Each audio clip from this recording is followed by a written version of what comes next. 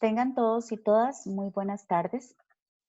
El Colegio de Ingenieros Civiles, la Comisión de Sostenibilidad y Ambiente y la Comisión de Profesional Joven les dan la bienvenida al tercer y último día del simposio Sostenibilidad en Ingeniería Civil, Problemas y Soluciones. Antes de iniciar, recordarles que pueden ir colocando sus preguntas en el botón de preguntas y respuestas o Q&A que se encuentra en la parte inferior de esta plataforma.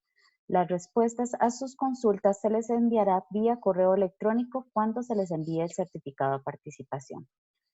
Además, el certificado de participación se les realizará con el nombre con el que ingresan a esta plataforma, por lo que es importante que por favor se renombren y coloquen su nombre completo con ambos apellidos.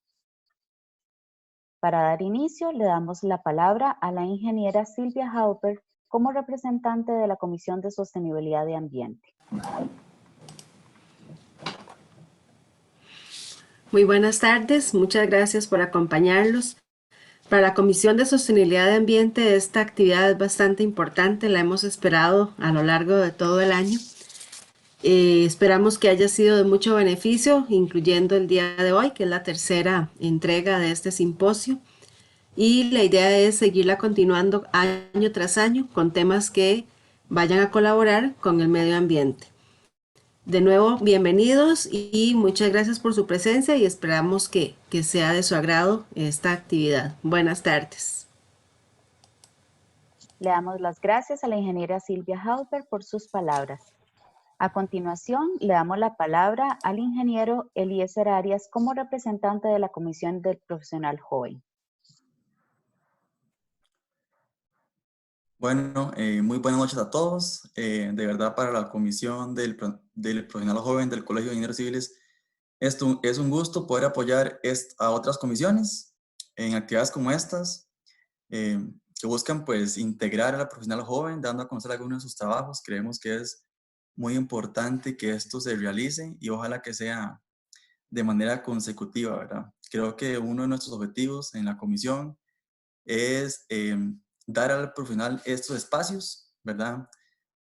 Fortalecer sus capacidades mediante charlas, ya sean informativas o formativas, y por lo tanto, pues los invitamos a que pues, estén pendientes de la página del colegio, de las redes sociales, para que conozcan un poco más de esas actividades, y sin más, pues les damos la bienvenida y espero que sea de mucho agrado para todos ustedes y muy provechoso, que creemos que es muy importante. Le damos las gracias al ingeniero Eliezer Arias por sus palabras. Iniciamos con nuestra primera conferencia del día de hoy, a cargo de la panelista María José Bonilla Valverde. El nombre de la conferencia sería Ubicación para un posible relleno sanitario en la zona de Cotobruz. La ingeniera María José Bonilla es egresada de este año de la Universidad Fidelitas. Sin más, le damos el pase a la primera panelista.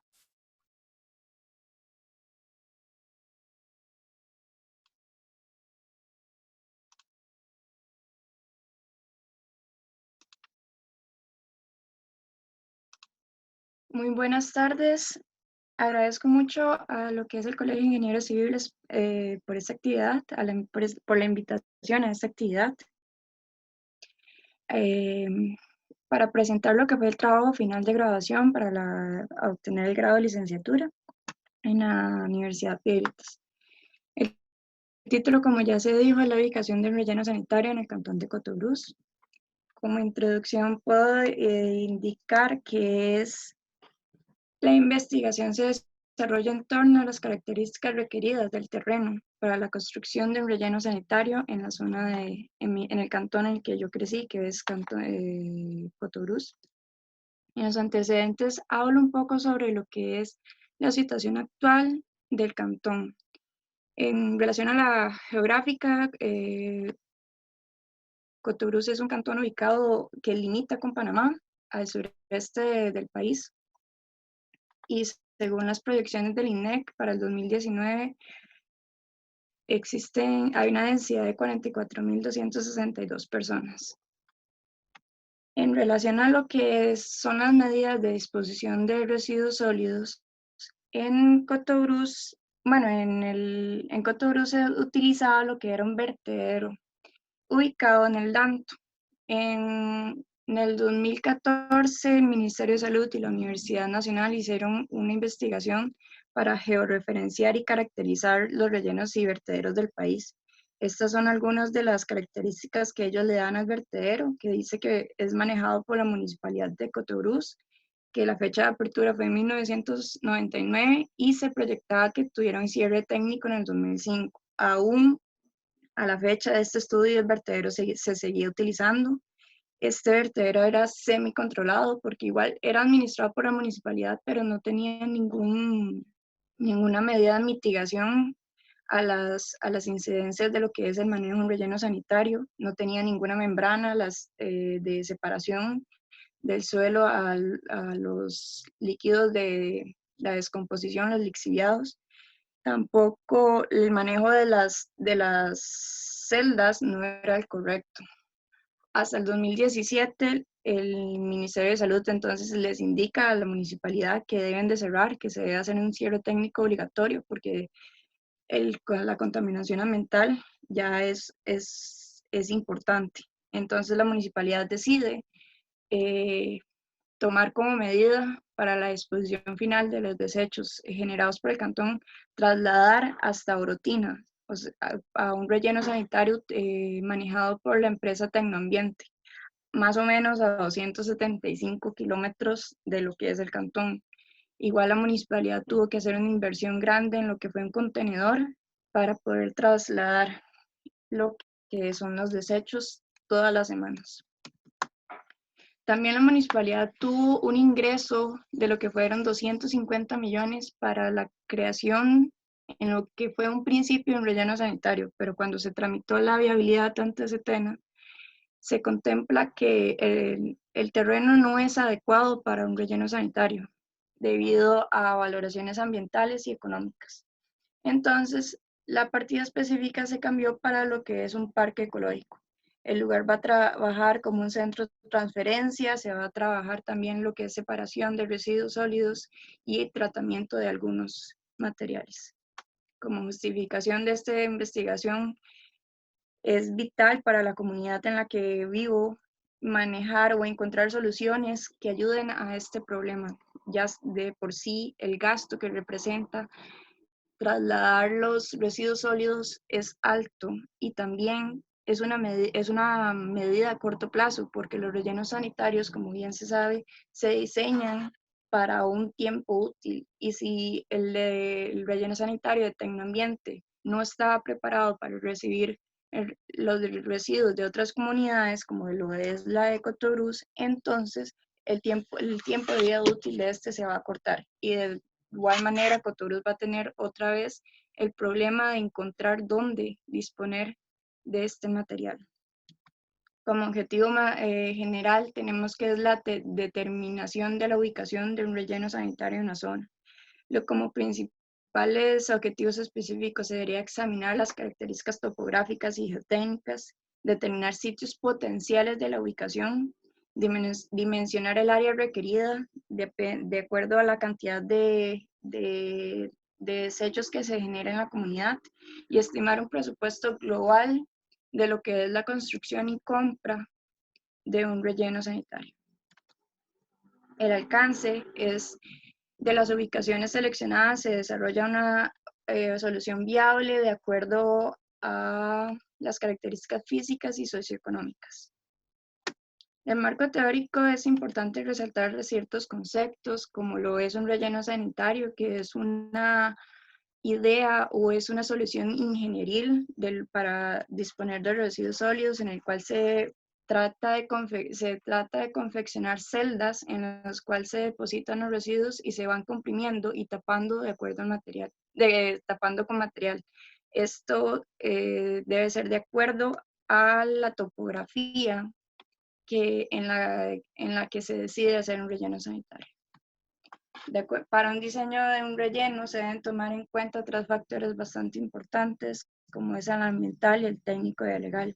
En el ambiental tenemos que tener en cuenta la proximidad de los centros de poblados, ya que es de gran importancia que la comunidad esté de acuerdo a la construcción, la afectación paisajística de la flora y la fauna. En el técnico se toma en cuenta el uso de los suelos y los planes de expansión urbana. Se debe tomar en cuenta la topografía del terreno y la vida útil del terreno. También en la legal estamos hablando de las instituciones que están en relación a esto. En Costa Rica se encuentra un reglamento para rellenos sanitarios, el cual se debe seguir, es una ley del país. Se debe tener en cuenta el permiso, la ubicación, los trámites y revisión de planos constructivos y el permiso de funcionamiento. De los tipos de relleno sanitario, tenemos un relleno manual que funciona para poblaciones pequeñas con 15 toneladas día y debe ser implementado de una vida superior a 5 años. Luego tenemos el relleno mecánico que funciona para poblaciones más grandes en las que se generen 40 toneladas diarias y su vida superior debe ser a 10 años. El mecánico trabaja, al ser con una gran cantidad de material, se trabaja con maquinaria pesada, lo que es tractores, compactadores, excavadoras para realizar el funcionamiento de día a día del relleno sanitario. También está lo que es el método de construcción, que esto depende mucho de la topografía. Tenemos el método trinchera, en el cual se crean periódicamente zanjas de 2 a 3 metros de profundidad. Tenemos el método de área, que funciona en topografías donde no se puede excavar mucho, entonces se crea como una serie de taludes con el material y se va recubriendo con material de tierra. Claro está que se debe impermeabilizar en cualquier tipo de relleno el terreno para evitar que los lixiviados contaminen lo que son mantos subterráneos. También tenemos lo que es el método combinado, en el cual se aprovecha la topografía, utiliza una combinación de los 2 métodos anteriores para obtener mejores resultados. En el análisis de resultados podemos ver que se debe hacer una línea base de información. Se debe conocer bien el lugar donde estamos trabajando. De acuerdo con el mapa de suelos, sabemos que en Cotorús es predominante los andisoles, que resultan suelos que propician un buen drenaje y a la vez presentan una buena retención de humedad. Tenemos la hidrografía, tenemos 2 cuencas principales, lo que es el río Cotorús y el río Caño Seco. También tenemos que tener en cuenta amenazas de origen natural, como son las amenazas hidrometeorológicas, la amenaza sísmica y la amenaza de deslizamientos. La Comisión Nacional de Emergencias tiene un mapa en el cual presenta las fallas dentro del cantón y las cuales también indica que se debe respetar un distanciamiento de lo que son 60 metros de cada falla. 60 metros. Podemos ver un mapa acá del cantón con las fallas. También es importante saber los lugares donde se puede trabajar. Cotorús es una zona altamente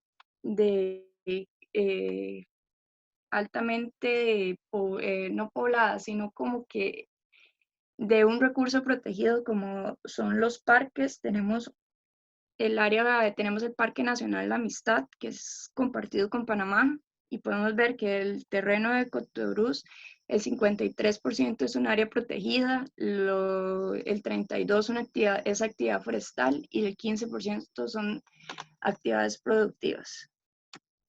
Esto también tenemos que tener en cuenta que se debe distanciar de los pueblos de los centros altamente poblados. Tenemos el centro de San Vito, luego lo que es Sabalito y Abuena, que serían los distritos que tienen mayor densidad de población. En la gestión municipal, la municipalidad debe estar en cargo de planear y diseñar y instrumentar la recolección y el desarrollo de programas para la separación y reciclaje del material.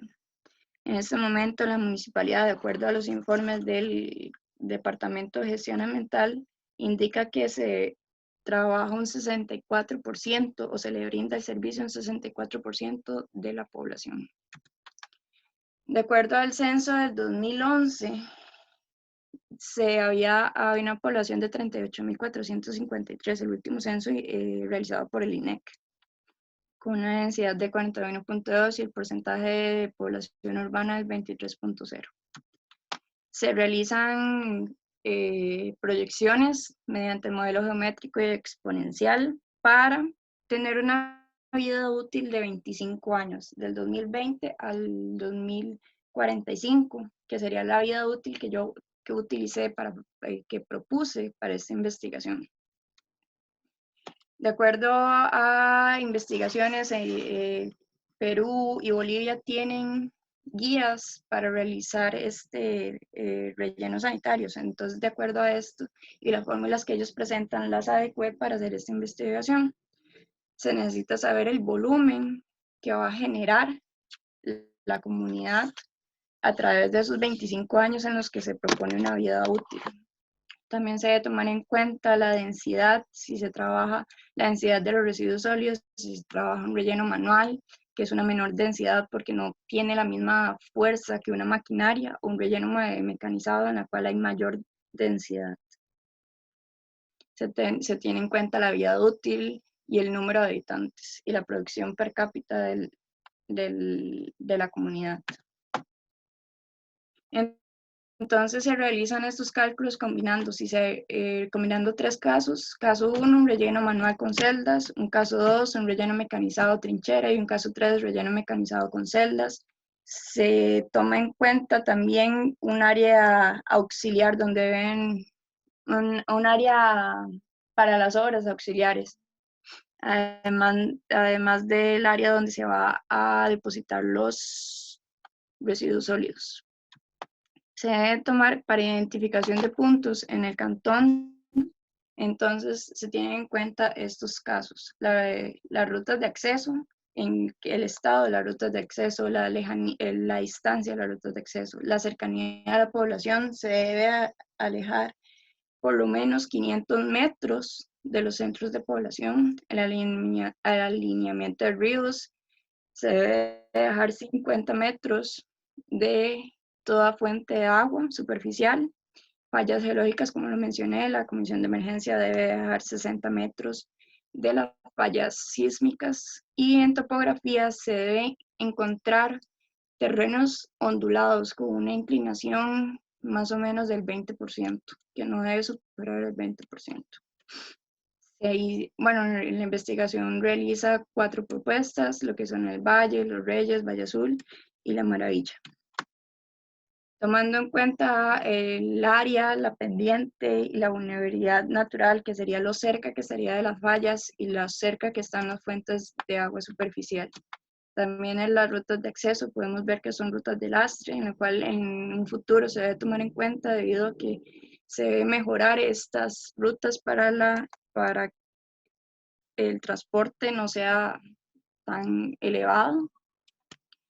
Los tipos de uso, se encontraron lugares o se escogieron lugares que son de usos que son fáciles de cambiar, como lo que son plantaciones de café o actividad ganadera. Para evitar problemas con lo que son permisos ante viabilidad ambiental, con lo que son bosques primarios y secundarios. Esta es la propuesta 2. Igual podemos observar que son terrenos de actividad ganadera. La propuesta 3 y la propuesta 4, que es esa propuesta 4 tiene una diferencia, por así decirlo. Este terreno se encuentra en lo que se llama milla fronteriza, que es limitante con Panamá. Hay una milla fronteriza en la cual este terreno es propiedad del Estado, por así decirlo. Entonces corresponde al Estado y al INDER dar permisos para la utilización de estos terrenos. Podemos ver la ruta de acceso, en todos los casos son de lastre. Para escoger o para seleccionar cuál terreno tenía más viabilidad, entonces se realizó una matriz en la cual se presentan estos 9 criterios de selección. y mediante el método de factores ponderados, en el cual lo que consiste es darle un porcentaje a cada criterio de selección y darle una calificación de 1 a 4, 4 siendo muy bueno, se realizan una calificación a cada terreno propuesto. Acá están los criterios y por así decirlo, las calificaciones y de los factores a tomar en cuenta para la selección. Entonces se realizaron 4 escenarios para analizar la sensibilidad de lo que fue el método de ponderación. Entonces en el escenario 1 se toma en cuenta, se le da mayor porcentaje de lo que son los criterios de distancia de amenaza natural y fuentes de agua. En este caso queda ganando lo que es el terreno de Valle Azul. En el caso 2 se toma en cuenta lo que son las distancias de rutas de acceso. Entonces en este caso se toma en cuenta, gana o tiene mayor puntuación lo que son los Reyes. Esto es porque se toma en cuenta también la cercanía del centro de acopio de lo que hablé anteriormente del parque ecológico. Entonces los Reyes se encuentran cerca a este lugar, por esto queda como mejor opción. En el escenario 3 se le da mayor puntuación a lo que es el uso y quién es el propietario del terreno, al ser propiedad del Estado, el terreno de Valle Azul. Entonces vuelve a quedar como terreno el cual es más viable. Después de esto se realiza teniendo en cuenta el terreno de Valle Azul, se realiza un presupuesto global, tomando en cuenta el distanciamiento, la vía útil de 16.8 hectáreas, la topografía utilizando un método de trinchera combinado, y teniendo en cuenta que también se escoge este terreno por el decreto del INDER, donde el INDER puede darle permiso a las municipalidades para el uso de estos terrenos. En el presupuesto podemos ver que el costo se realiza bajo la fórmula de índice de precios del consumidor y también los mapas de valores realizados en el 2009. Se traen los valores a valor presente y se puede observar los precios del terreno. El de Valle Azul no tiene precio, por lo que indiqué de que es propiedad del Estado. Para realizar el presupuesto se toman en cuenta las vías de acceso y las vías internas, casa de guardianes, cerramiento que separa el relleno, la bodega, las instalaciones sanitarias para los obreros y oficinas e infraestructura administrativa. Eso se toma de la tipología constructiva confeccionada en el 2017 de obras complementarias. De acuerdo a este presupuesto se puede observar claramente, porque no hay costo en el terreno, el de Valle Azul es la propuesta más viable, porque tiene menor costo, sería una menor inversión. Igual, de todas formas, es una inversión alta, pero que se debe pensar debido a lo que es una solución ambiental de lo que es la disposición final de los desechos generados por la comunidad.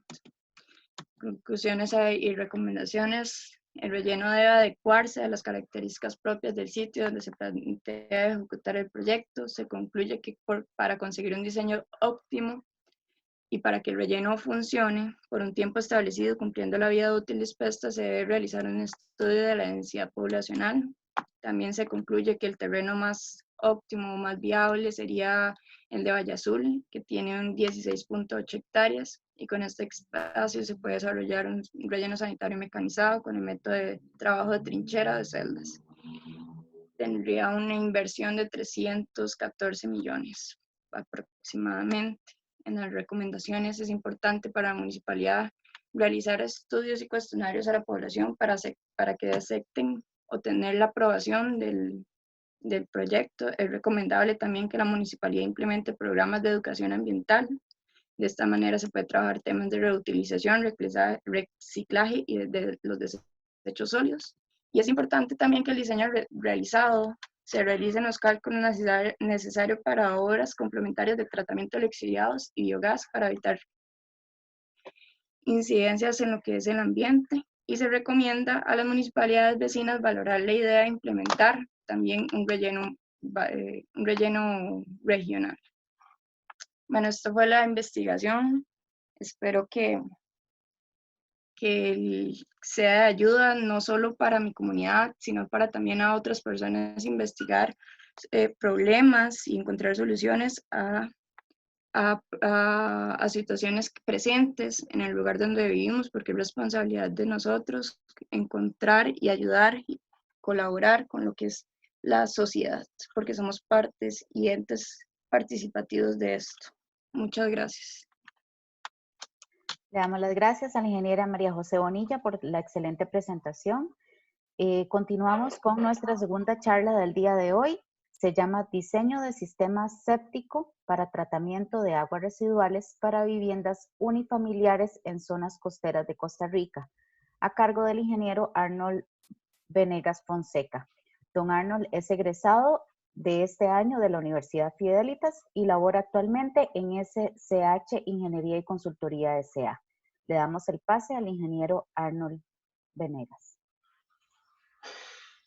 Buenas noches, mi nombre es Arnold Venegas. Les venía a comentar un poco sobre mi proyecto o trabajo final de graduación, ¿verdad? El cual consiste en un diseño de sistema séptico para tratamiento de aguas residuales para viviendas unifamiliares en zonas costeras de Costa Rica. En esto tenemos una agenda, una introducción, un marco teórico, un marco metodológico y las conclusiones y recomendaciones. En la introducción podemos observar que este diseño consiste en 3 unidades, un tanque séptico, un filtro FAFA y un sistema de drenaje. Entre los objetivos está el objetivo general, que es realizar un diseño eficiente de un sistema séptico para saneamiento de aguas residuales en zonas costeras de Costa Rica, enfatizado vivienda unifamiliar. En los específicos, identificar los parámetros que afectan la eficiencia de los sistemas sépticos para saneamiento de aguas residuales en zonas costeras. También está diseñar un sistema de saneamiento eficiente de agua residual para zonas costeras, obtener un presupuesto detallado del costo del sistema desarrollado y elaborar el cronograma de las fases constructivas del sistema para tratamiento de agua residual propuesto. En el marco teórico tenemos los que son las dotaciones, tanque séptico, filtro anaeróbico de flujo ascendente, FAFA, las pruebas de infiltración y el pozo de absorción. Una dotación es la medida del consumo diario de agua, normalmente expresado en litros persona día. El Código de Instalaciones Hidráulicas y Sanitarias de Costa Rica establece una dotación mínima diaria de 250 litros persona día para vivienda unifamiliar, ¿verdad? Y hay factores que se deben de tomar en cuenta para calcular el caudal que llega al sistema de tratamiento de agua residual, como el coeficiente de retorno, ya que todas las aguas que llegan a la casa no llegan al sistema de tratamiento, y un factor de reducción. Este factor de reducción se ve empleado en sistemas de ABC. ABC, como sus siglas en inglés, son Activity Based Constants, que son costos basados en actividades. Los tanques sépticos. El tanque séptico es un recipiente sedimentador donde las partículas gruesas van al fondo y las partículas livianas y las grasas van a la superficie. Entre los factores que influyen para un correcto funcionamiento del tanque séptico está un nivel mínimo de agua de 1 metro, un dimensionamiento con una relación largo-ancho de 3:1, un distanciamiento mínimo entre la entrada y la salida del agua de 1,20 m.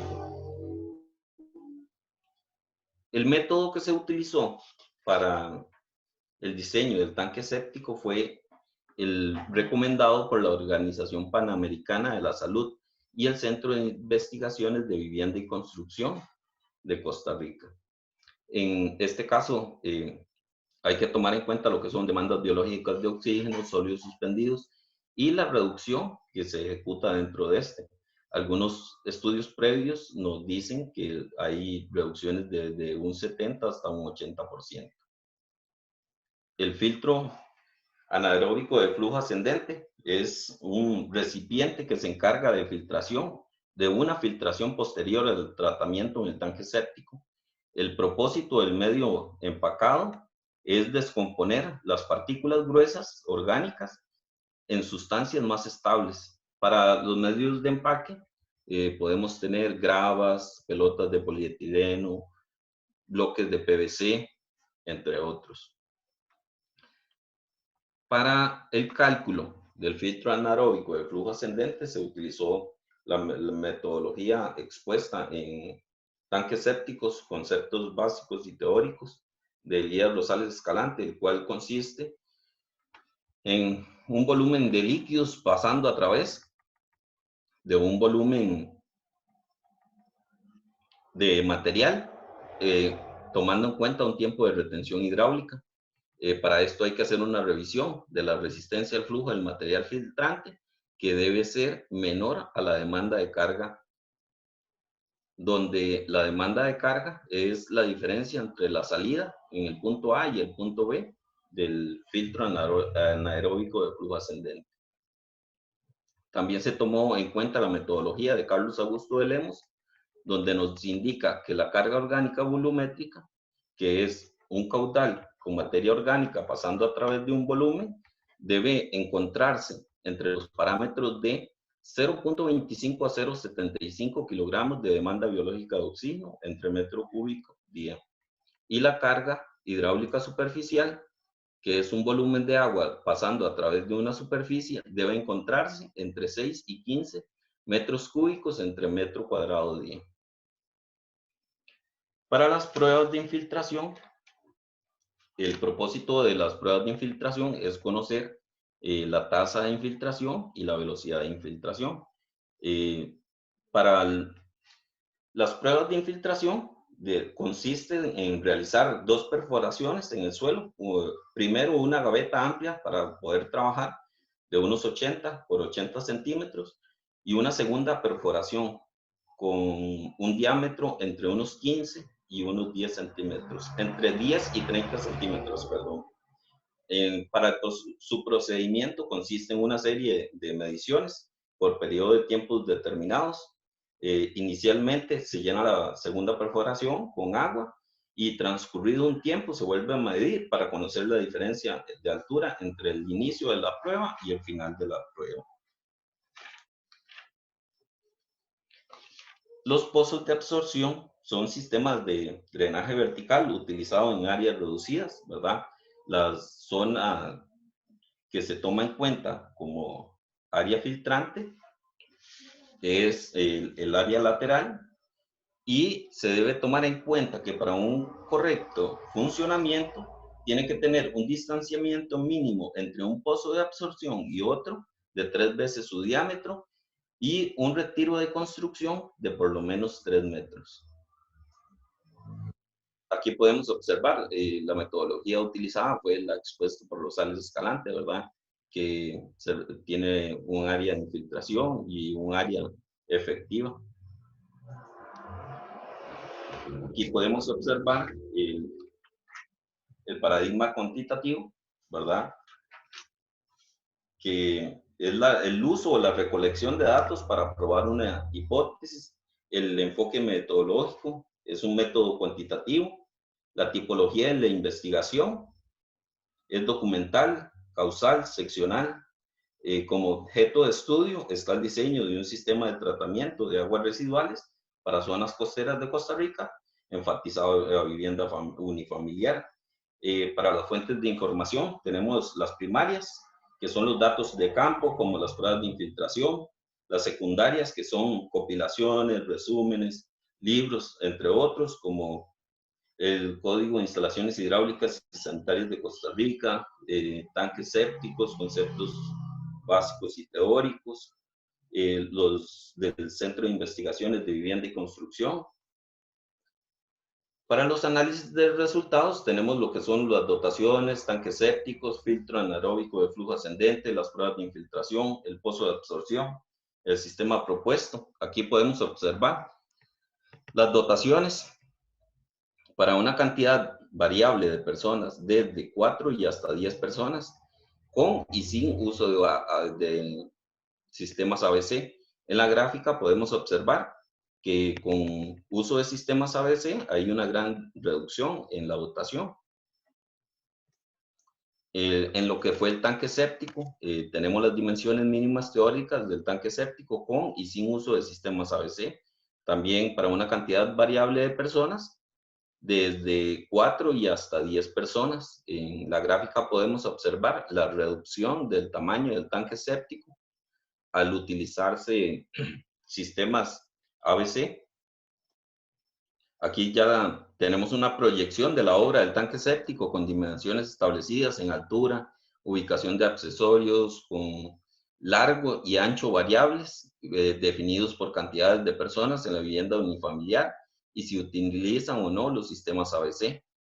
En el cuadro podemos observar las dimensiones mínimas internas constructivas del tanque séptico con y sin uso de sistemas ABC. Para el filtro anaeróbico también se utilizaron agregados nacionales como la piedra cuartilla y piedra cuarta. Y tenemos los diámetros internos teóricos requeridos en el filtro anaeróbico con y sin uso de sistemas ABC para una cantidad variable desde 4 y hasta 10 personas. Y los espesores del medio del empaque requeridos para cada pozo de absorción. Perdón, cada filtro anaeróbico de flujo ascendente. Aquí ya tenemos la proyección de la obra del filtro de flujo ascendente FAFA con dimensiones establecidas en altura, ubicación de accesorios con diámetro variable definido por cantidad de personas en la vivienda unifamiliar con y sin uso de sistemas ABC. En el cuadro podemos observar las dimensiones constructivas mínimas internas del filtro de flujo ascendente FAFA con una altura interna definida de 1,92 m y para una cantidad variable desde 4 y hasta 10 personas.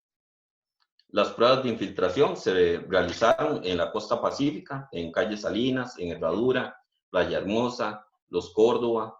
En la costa caribe se realizaron pruebas de infiltración en la bahía de Moín, San Clemente, Huelfalia, Manzanillo. Aquí hay algunos de los ejemplos de algunas pruebas.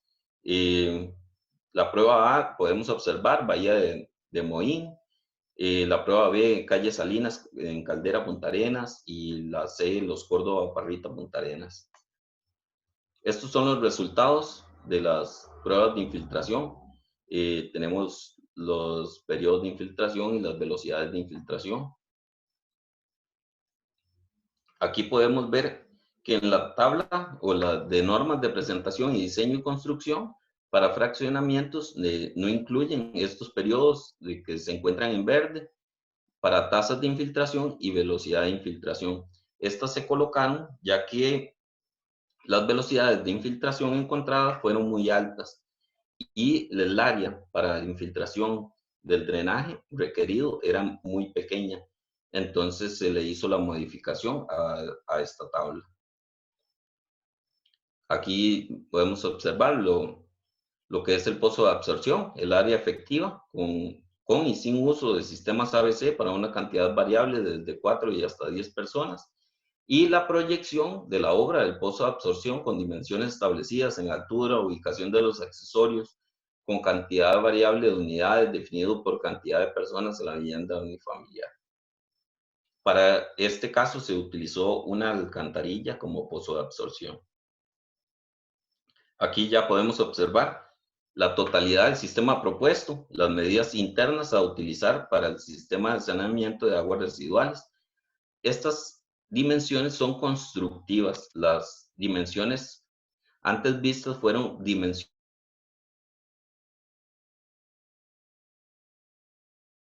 mínimos del tanque séptico de 70 centímetros y entre otros. Y aquí podemos ver que el tanque séptico está definido por largo y ancho y sin uso y con uso de ABC. La altura del tanque para todos son igual, indiferentemente de la cantidad de personas en la vivienda unifamiliar. Para el filtro también, la altura ya está definida. Lo que es indefinido es por cantidad de personas, su diámetro o si tiene o no tiene uso de sistemas ABC. Y el pozo de absorción está definido por unidades y si está con uso o sin uso de sistemas ABC y para las cantidades variables desde 4 hasta 10 personas. Para los costos del sistema de tratamiento de agua residual propuesto, se puede observar todos los materiales a utilizar, el costo de los materiales, el costo de la mano de obra. Para eso se utilizan un par de personas operarias y 2 peones, las cargas sociales que representan un 26.6%, el equipo, la maquinaria que se necesita para construir la obra, las pólizas de trabajo que corresponden a un 9.47%. Esto para una póliza mensual, ¿verdad? Y una administración por servicios profesionales también, que es un 12% del total de la obra. Para los tiempos de ejecución, aquí se puede mostrar el tiempo de ejecución del sistema propuesto para una vivienda unifamiliar de 4 personas sin uso de sistemas ABC y la línea de tiempo para la construcción del sistema propuesto. Entre análisis y conclusiones, tenemos las conclusiones que la morfología del suelo en las zonas costeras de Costa Rica presenta un horizonte superficial bastante delgado con una capa de humos, componentes como hierro y arcillas y escaso seguido inmediatamente una capa profunda de arena. Los suelos de las zonas costeras de Costa Rica, por ser arenosos, poseen una capacidad de infiltración hasta 250 veces más alta que en suelos arcillosos, por lo que requieren que los sistemas de tratamiento de agua residual sean mejorados. El diseño realizado asegura que las aguas desfogadas al suelo tienen el tratamiento adecuado que deberían tener antes de ser vertidas, ya que los cálculos realizados se toman como referencia valores de demanda biológica de oxígeno y sólidos en suspensión mucho menor a lo permitido por la legislación nacional. El sistema del tanque, filtro anaeróbico de flujo ascendente y fosa es eficiente en zonas costeras, no solo por la reducción de demanda biológica de oxígeno y sólidos en suspensión, sino porque además su dimensionamiento ayuda a la factibilidad para su construcción, indiferentemente al número de personas. También tener muy presente los periodos de limpieza del sistema séptico, ya que su eficiencia puede verse afectada y además existe la posibilidad de obstrucción de este. El uso de accesorios denominados ABC permiten reducir las dimensiones de los elementos del sistema, los consumos de agua y por consecuente el ahorro del costo del sistema de tratamiento y el área de construcción necesario para la obra. El espacio de terreno máximo a ocupar con un sistema séptico FAFA o pozo de absorción es de 10 metros cuadrados. Para considerar la población de diseño de 10 personas, considerando una separación entre elementos por tuberías de 2 metros, el área mínima para 4 personas es de 6 metros. El sistema propuesto se ve afectado directamente por la cantidad de personas en la vivienda, ya que las dimensiones, costos y áreas requeridas para la construcción aumenta conforme incrementa la cantidad de personas, dadas las características obtenidas del sistema propuesto de tanque séptico, filtro anaeróbico de flujo ascendente y fosa de infiltración. Es una opción bastante viable y económica, con un costo total de 1.895.202 colones para una vivienda de 4 personas sin uso de sistemas ABC. La tasa de infiltración en las zonas costeras estudiadas son muy bajas, lo que representa velocidades de infiltración muy altas. La eficiencia del sistema diseñado se ve afectado por la temperatura de la zona donde se ejecuta la construcción. A menor temperatura, menor eficiencia. La construcción del sistema tanque, filtro y fosa tienen una duración aproximada de 2 semanas, tomando en cuenta que no son estructuras prefabricadas y que garantizan una vida útil prolongada. Entre las recomendaciones, aplicar el proyecto a las zonas costeras de Costa Rica con la finalidad de proteger el recurso hídrico al máximo, minimizando los contaminantes presentes, no por el cumplimiento de una normativa, sino para concientizar sobre la protección del ambiente, aplicar la propuesta del sistema de saneamiento de aguas residuales en zonas costeras de Costa Rica, ya sea parcial o total, debido al correcto dimensionamiento de cada uno de sus componentes, ya que ayudan a mantener un bajo porcentaje de contaminantes. En caso de llegar a construir un sistema como el diseñado en esta investigación, se debe mantener una rigurosa supervisión en la obra para construir, ya que el tanque séptico y el filtro no pueden existir infiltraciones, porque de esta forma se podría contaminar el suelo y el agua subterránea. También se debe advertir al personal que construye la obra sobre el peligro de posibles derrumbes, ya que la profundidad de estas obras son importantes y son suelos inestables.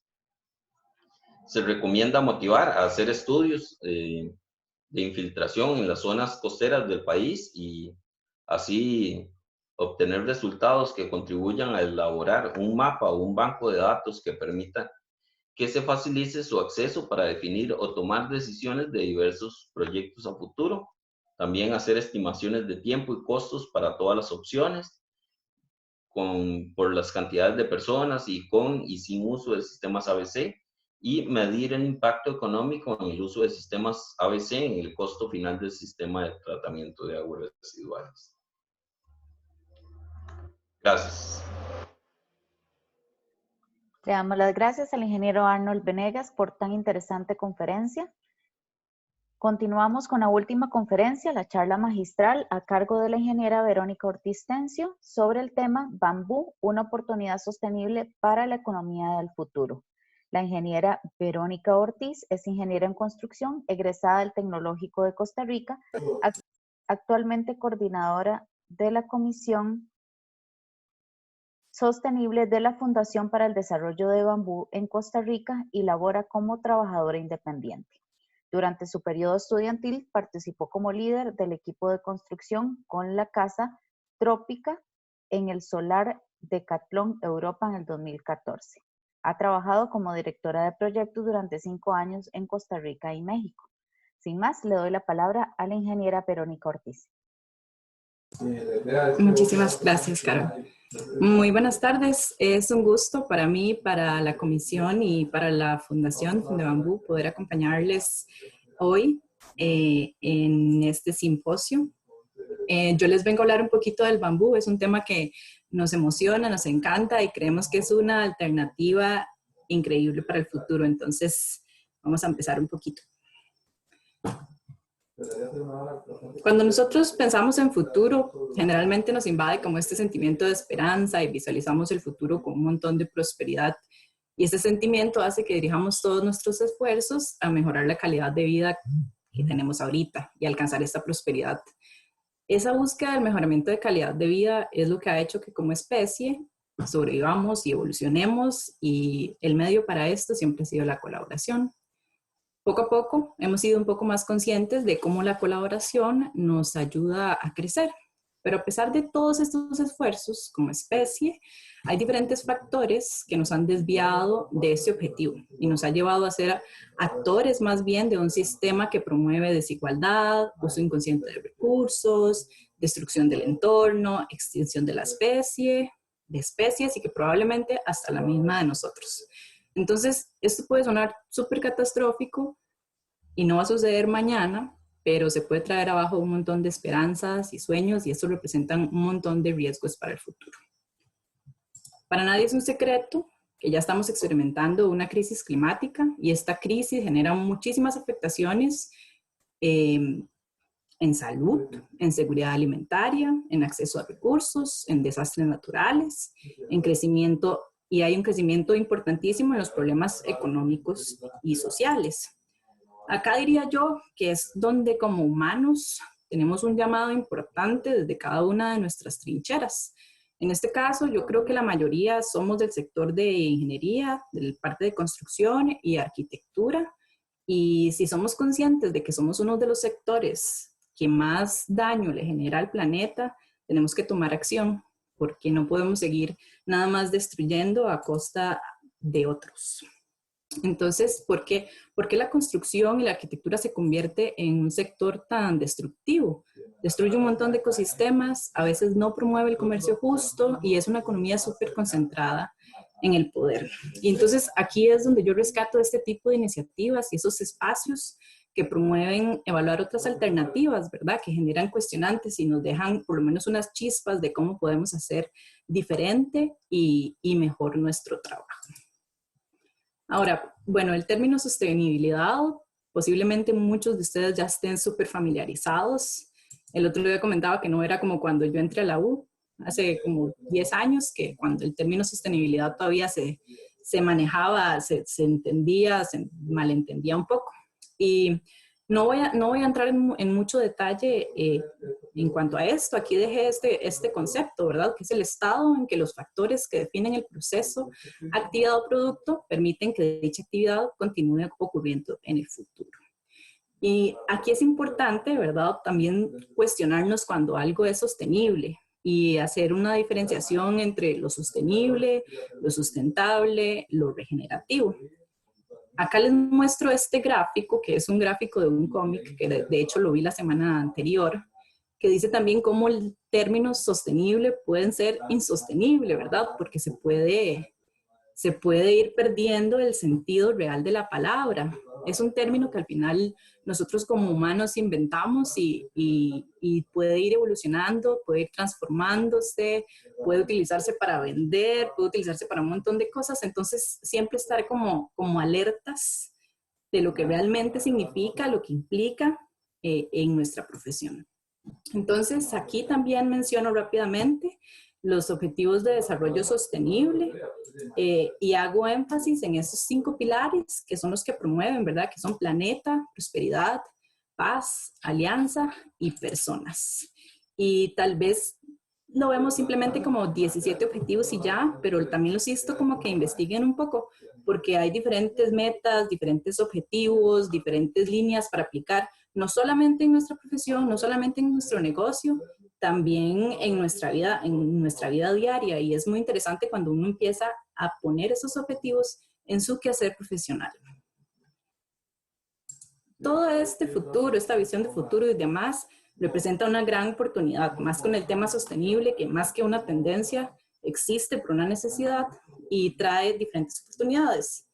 Entre ellas, llevar nuestra práctica y nuestros negocios a través de prácticas sostenibles, direccionar nuestros esfuerzos hacia una práctica más consciente, aprovechar los recursos que tenemos y fomentar el uso de aquellos que más beneficio al planeta traigan, e impulsar desde la industria los objetivos del plan de descarbonización. Y aquí ya me introduzco un poquito más al bambú, que es el tema del que realmente vengo a hablar.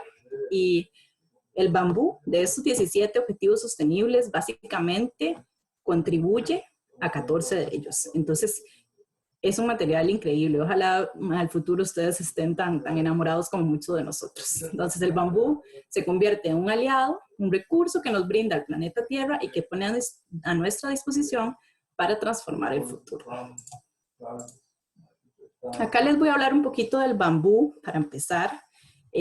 Vaya a ver un poquito las características físicas, las características mecánicas, algunas recomendaciones para usos en construcción y demás. Y estas son pinceladas, pero los insto a que si les interesa el tema, sigan investigando y conociendo más de esta planta. Entonces, bueno, el bambú es de la familia de las gramíneas. Es un pasto, básicamente, como el maíz, como la cebada y demás, pero ha evolucionado, ha crecido en bosques, ha formado bosques, es súper adaptable, tiene un montón de suelos diferentes, de alturas diferentes. Por ejemplo, su distribución, vemos que es en la franja tropical principalmente donde se distribuye. Acá a un ladito les puse la latitud, pero vemos que es la franja tropical. Hay aproximadamente 1.680 especies de bambú, encerrados en 127 géneros en todo el mundo. Aquí en Costa Rica se dicen que hay más de 70 especies, de las cuales 35 están registradas. Y como vemos, la altitud de donde crece está entre los 0 y los 430. Entonces, básicamente en todo el continente, en todo el territorio costarricense, se puede cultivar bambú. Entonces, acá, por ejemplo, también hay un pequeño mapa de donde están sembradas las plantaciones que tenemos registradas. Donde más hay es en la zona Caribe y en la zona sur. Por acá vemos en la Huetar Caribe y en la zona Brunca, y estas otras también tienen. Esto es de un levantamiento del año anterior. Dentro de los usos del bambú, que a nosotros nos interesa principalmente el de construcción, pero no está más mencionar que tiene diversos usos. Se le llama, de hecho, la planta de los 1000 usos porque funciona para un montón de cosas. De hecho, en el sector alimenticio es súper cotizado. Por ejemplo, acá, esos son marcas registradas en Costa Rica nada más. Hay 27 en total de diferentes productos. Ahora, el crecimiento del bambú. Algunas especies pueden crecer hasta 25 centímetros diarios. En 6 meses la planta ya tiene la altura que va a tener. Entonces, que puede ser entre los 18 y los 30 metros de altura.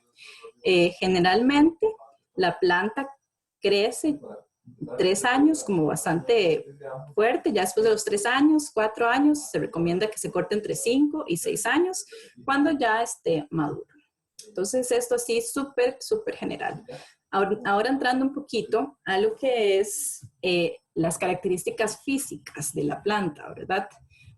Puede ser que algunos de ustedes estén familiarizados con ella, puede ser que otros no. Entonces, vamos a repasar brevemente por acá. Está conformado por el rizoma, que es básicamente la raíz. Hay 2 tipos como de raíces bastante característicos, que es el leptomorfo, que es el que está al lado derecho acá, y el paquimorfo. Generalmente las especies que se utilizan para construcción tienen un tipo de rizoma paquimorfo. Acá podemos ver lo que es el culmo, que es lo que muchos conocen como la vara o la caña o demás, que es lo que se utiliza en construcción, el producto principal. Podemos ver en las fotografías, por ejemplo, la primera es de un nacimiento de un culmo, la segunda es un culmo mucho más ya avanzado en crecimiento, la tercera también, y la cuarta ya es un culmo maduro. De hecho, esta presencia de líquenes es un indicador de la maduración del culmo.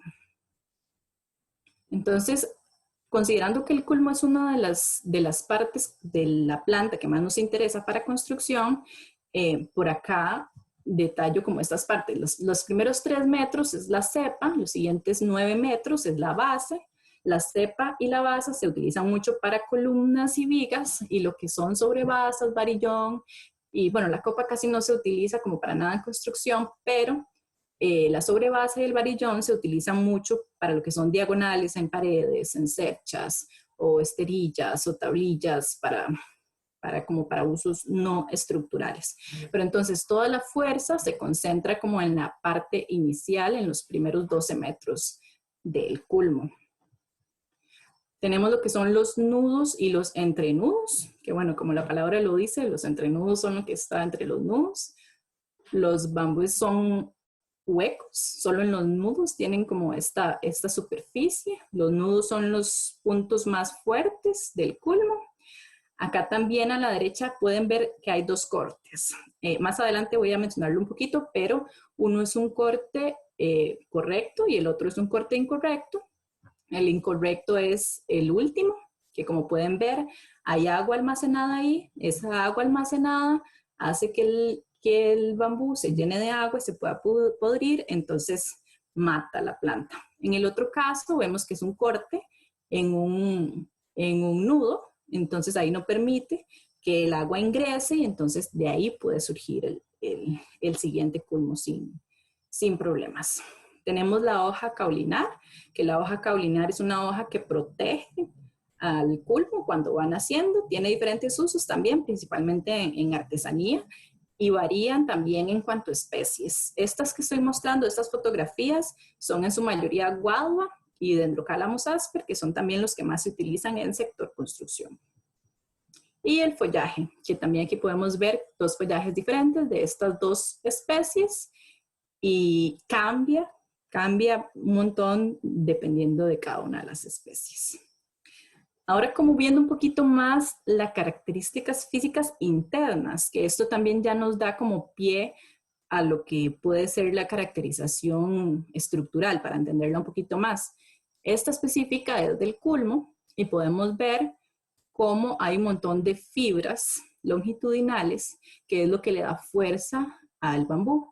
Entonces, hay, bueno, está la parénquima, las haces vasculares, que son estas fibras importantes, la piel del bambú, que también es importante, y toda esta composición, ¿verdad? Que generalmente esto puede medir hasta 2 pulgadas el grueso del interno, digamos, la cara del bambú. Y eso genera muchísima fuerza a pesar de ser hueco, porque las fibras, como pueden ver, son muy comprimidas y esto genera un montón de fuerza. Dentro de las características mecánicas, el material puede ser utilizado en tensión, compresión, flexión y cortante. Sus mejores características o como mejor funciona el bambú es cuando lo utilizamos a tensión o compresión. Cuando uno diseña, también se recomienda como diseñar en flexión, como para verificar ciertos aspectos. Y se solicita también que se diseñen bien las uniones, que es lo que va a dar como este respaldo acá. Hay consideraciones importantes, como lo es el contenido de humedad. El recomendado es de un 15%, y también hay que tomar consideraciones como la densidad, que generalmente varía la especie. Como estamos hablando de una especie natural, ¿verdad? Dependen mucho las condiciones de crecimiento del suelo, del cuidado y demás, entonces la densidad puede cambiar. Consideraciones para diseño, que tal vez muchos de ustedes tengan como interés en esto. En Costa Rica no hay como un código o norma establecida para tal, sin embargo se dice que quien tenga deseo de diseñar puede hacerlo, nada más que va a ser una responsabilidad del profesional encargado. Acá nosotros diseñamos con referencia a normas y estándares internacionales, como lo son la norma colombiana, la norma ecuatoriana y también la peruana. Hay unas normas ISO que también se utilizan. Ahí está para el siguiente año sacar una nueva norma que viene un poco más específica, y también nos podemos apoyar en lo que son manuales de construcción, como un manual de diseño de uniones o un manual de construcción como los que detallo acá. Es importante también la preparación del material, porque más allá del diseño, de todo el buen diseño que nosotros hagamos, al estar hablando de un material natural, es importante que consideremos cómo viene ese material para el diseño.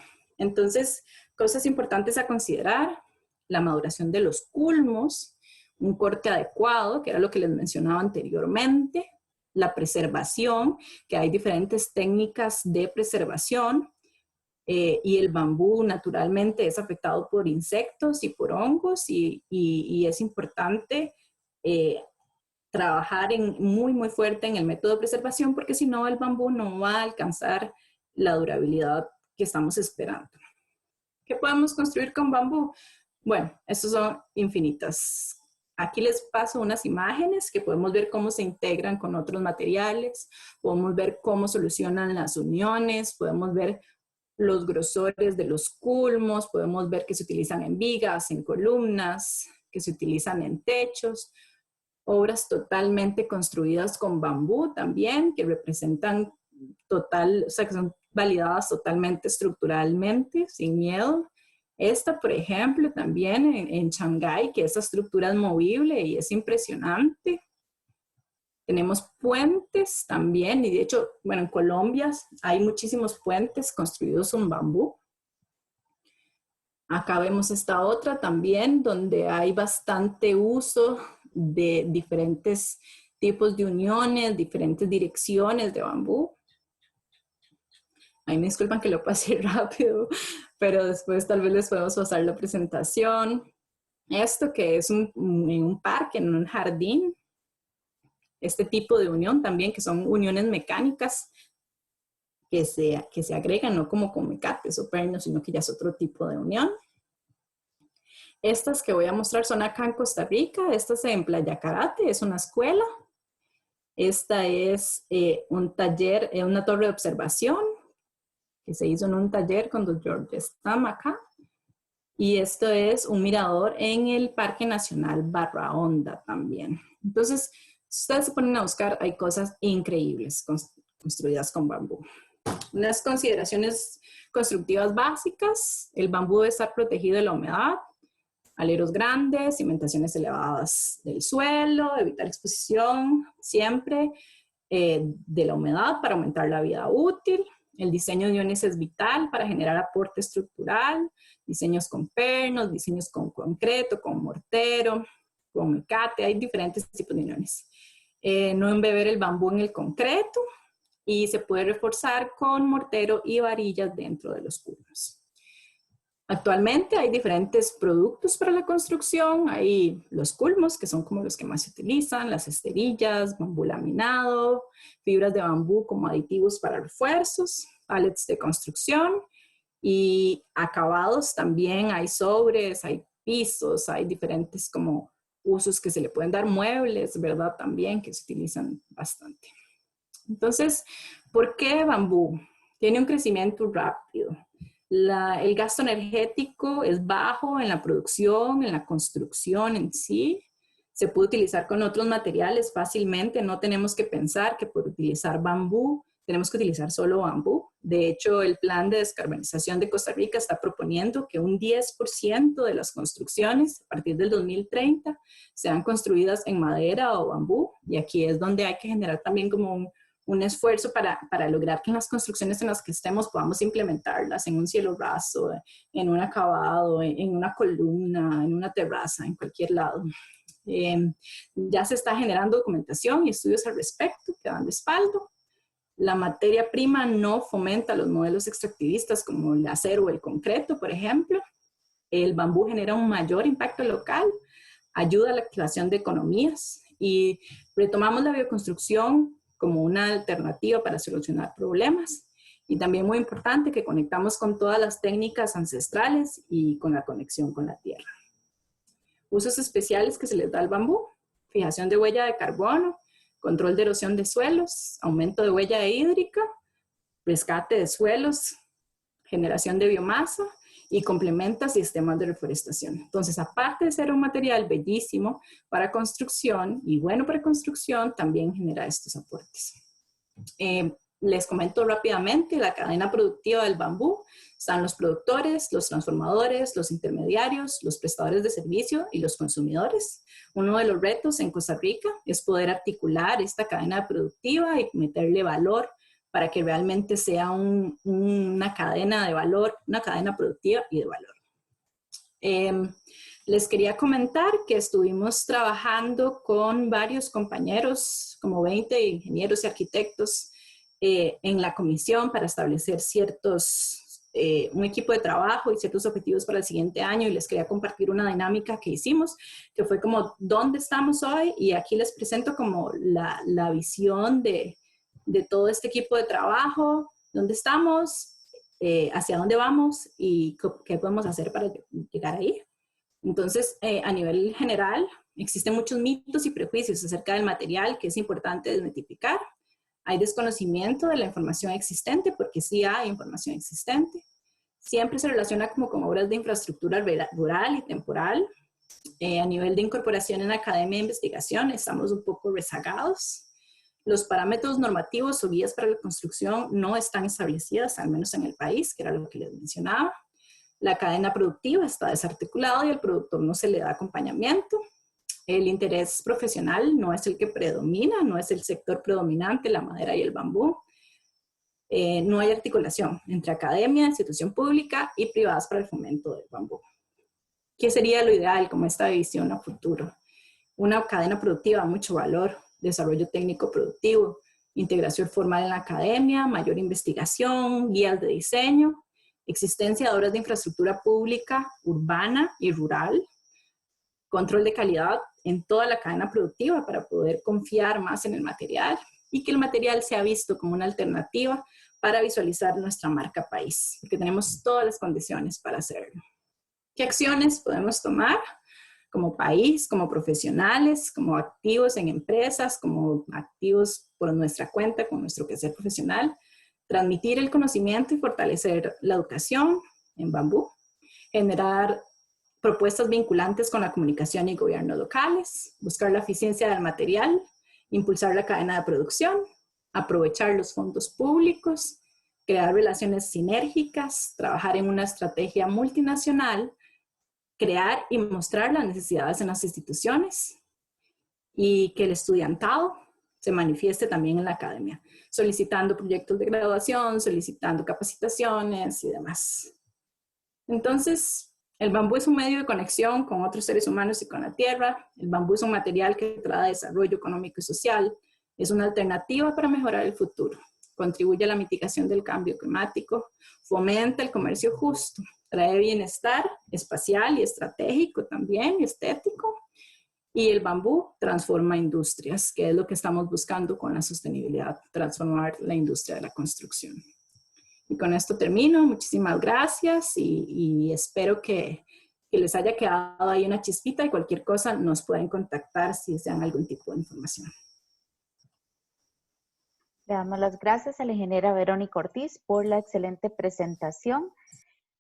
Queremos agradecerles a todos los participantes de estos 3 días de simposio, también a las comisiones, tanto la de Profesional Joven como la de Sostenibilidad y Ambiente, por esta iniciativa. Esperamos que lo retomen todos los años, ya que es muy enriquecedor para la profesión. También les voy a pasar por acá una pequeña encuesta para que por favor no la llenen, es súper rápida. Y queremos saber su opinión sobre el simposio. Para nosotros es muy importante tenerla para poder mejorar nuestros servicios. Sin más, entonces les damos las gracias. Por favor, recuerden llenar la encuesta antes de salir de la plataforma y la grabación de los 3 días o de todas las conferencias que se realizaron en el simposio quedarán subidas en el canal de YouTube del Colegio de Ingenieros Civiles, el cual los invito a suscribirse. Tengan todos muy buenas noches.